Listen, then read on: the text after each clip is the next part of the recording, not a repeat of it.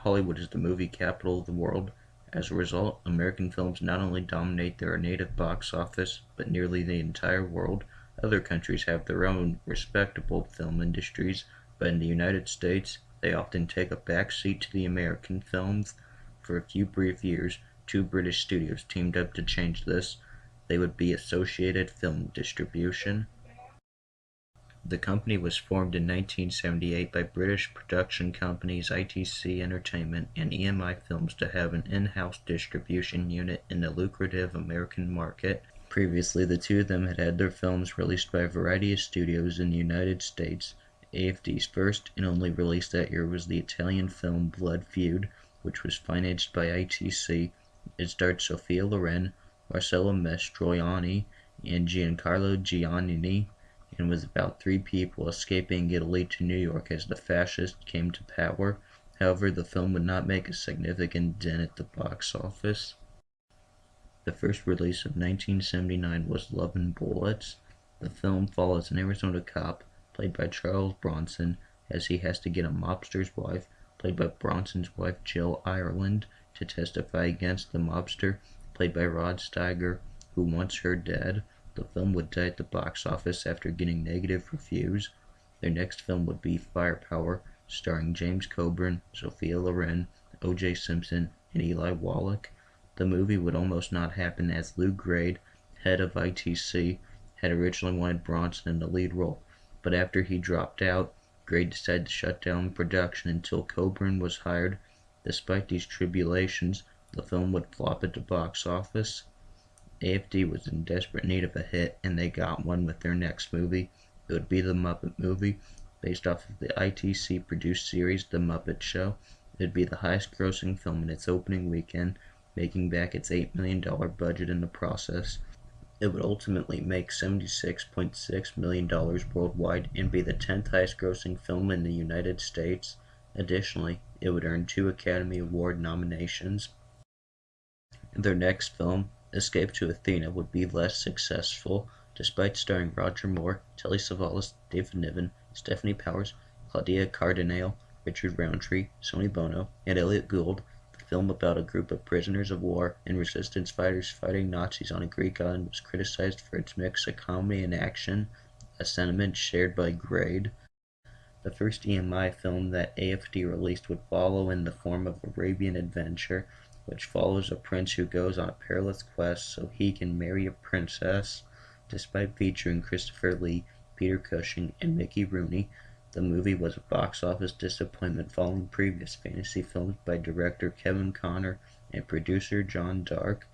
AFD would then release Killer Fish, an Italian-French-Brazilian horror movie about jewel thieves attempting to get jewels from the bottom of a reservoir that is filled with killer piranha. It was one of several movies to come out in the latter half of the 1970s that was intending to cash in on the success of Jaws. Reception of the film would be poor. To finish out the year, The Crown Prince, an import from Norway courtesy of EMI, would hit theaters on a limited scale. As a result, box office intake would be limited. At the end of their first full year, Associated Film Distribution only released a single bona fide hit. To start off 1980, Saturn III was released. It was a science fiction film in the same vein of Alien that featured a handful of people, played by Farrah Fawcett, Kirk Douglas, and Harvey Keitel, as they face off against an imposing threat in an isolated location in outer space. Produced on a budget of £10 million, or about $13.2 million, it only grossed $9 million at the box office. However, Grade was able to sell television rights to NBC for $4 million, reducing the film's losses. Their next film, The Changeling, was a Canadian horror movie starring George C. Scott, Trish Van Devere, and Melvin Douglas. It follows a composer, played by Scott, who is haunted by the ghost of a boy, produced for only $600,000 and made $5.3 million. Disaster would begin to strike AFD with the release of Can't Stop the Music, starring the Village People, which was meant to cash in on the disco dancing craze at the time, but by the time it was released, disco had fallen out of favor. It was produced for $20 million and made $2 million. Additionally, it would be the first winner of the Golden Raspberry Award for Worst Picture. The company then hit the iceberg with the release of their next film, Raise the Titanic. The movie began filming in 1978 but was not released until 1980. At that point, Clive Cussler, who wrote the source novel, criticized the film, and it only grossed $7 million on a $40 million budget. Grade blamed the film's failure on the release of the television movie SOS Titanic the previous year.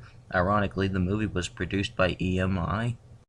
By this point, Associated Film Distribution got the nickname Another Freaking Dud, and AFD agreed to sell the distribution rights to their films that they had in production to Universal Studios, but AFD would release their remaining completed films. Times Square would be the AFD film that was literally the start of the end of the company. It was about two girls who would start a punk rock group. The film would only gross $1.4 million. The Border Patrol drama Borderline followed up, starring Charles Bronson, Ed Harris, and Bruno Kirby. It was produced for $8.5 million, but only grossed $5.8 million. Ingmar Bergman's From the Life of the Marionettes got an American release from AFD. Despite critical acclaim, it would not make a significant dent at the box office. The fantasy film Hawk the Slayer, starring John Terry and Jack Palance, was then released. While its box office success was limited, it has since become a cult classic. AFD's final three releases of the year were all released on December 19th. Inside Moves was directed by Richard Donner, who had just directed The Omen and Superman to major success. However, Inside Moves did not leave a significant impact at the box office. The Mere Cracked was based on an Agatha Christie novel and starred Angela Lansbury, Elizabeth Taylor, Kim Novak, Rock Hudson, Edward Fox, Geraldine Chaplin, and Tony Curtis. The film made $11 million at the box office and was one of AFD's few successes in 1980. The Jazz Singer was the second remake of the 1927 film that is considered to be the first sound film, and it starred Neil Diamond and Laurence Olivier. It would go on to be AFD's biggest hit of the year and made $27 million despite negative reviews. However, Grade would claim that the film could not reclaim its printing and advertising costs. 3 of the 10 nominees for the Worst Picture Golden Raspberry Award in 1981 were AFD films.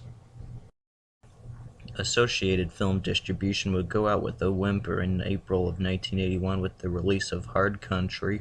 The film follows a woman, played by a then-unknown Kim Basinger, as she tries to pursue her dreams and leave her small hometown in Texas, but is prevented from doing so by her boyfriend. Like nearly every other AFD film, it made no impact at the box office. However, 10 months later, the final AFD film came out. Despite being released by Universal, AFD received credit on the film. It would be Barbarossa, a movie about a pair of outlaws played by Willie Nelson and Gary Busey as they run from the law. The film would be well received and currently has a 100% rating on Rotten Tomatoes. Universal would have immense success with some of the films that AFD would have released, notably The Great Muppet Caper, On Golden Pond, and Sophie's Choice, the latter two being Oscar darlings in 1982 and 1983. Associated Film Distribution was not the first foreign studio to attempt to gain a foothold in America, and they won't be the last.